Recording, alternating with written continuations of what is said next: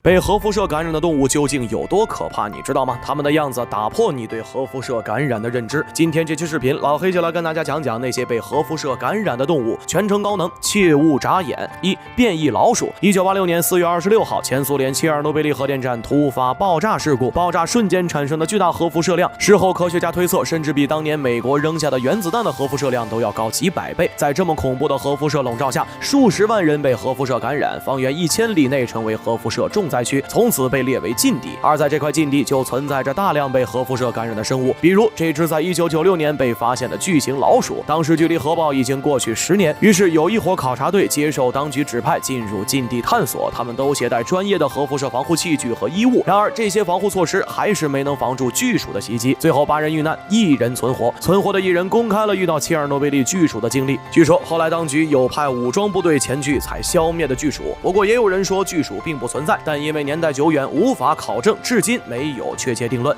变异鲶鱼，这也是在切尔诺贝利核辐射下变异的生物。这些鲶鱼的体长能够达到2米，而体重最高能有160公斤，堪比鲸鱼。核辐射不仅改变了它们的体型，甚至让它们能够活到50多岁。而更可怕的是，它们生存的场所是切尔诺贝利电厂的冷却池，里面充满放射性物质，这也让这些鲶鱼就是行走的核辐射体。然而除了切尔诺贝利核爆，日本核辐射留下的感染动物更可怕。被核辐射污染变异的动物到底有多可怕？3. 变异章鱼。2020年，日本宫城县沿海地区就有渔民捕捞上来一只奇怪的章鱼，它有9条章鱼足，看起来十分怪异。当时有不少人推测就是福岛核辐射感染下的变异生物，但也有人说是章鱼自身的再生能力。然而变异章鱼早就不是第一次出现在日本了，曾有日本渔民捕捉到一条有96条触手的章鱼，就像恐怖电影里的怪物一样。这条章鱼被证实就是遭遇了核辐射感染才发生的这种变异。现在在日本三重县水族馆中就能看到这条变异章鱼的标本。4. 变异杀人蟹。这是日本福岛核泄漏事件之后最著名的变异生物之一。它们原本体型并不小，在核辐射的感染下，它们的体型变得越来越大，尤其是那几条蟹爪，伸至后长度高达4米。说是螃蟹，看起来更像是巨型蜘蛛，外表十分瘆人。而更可怕的是，它们的性情在核辐射的感染下变得越来越凶残，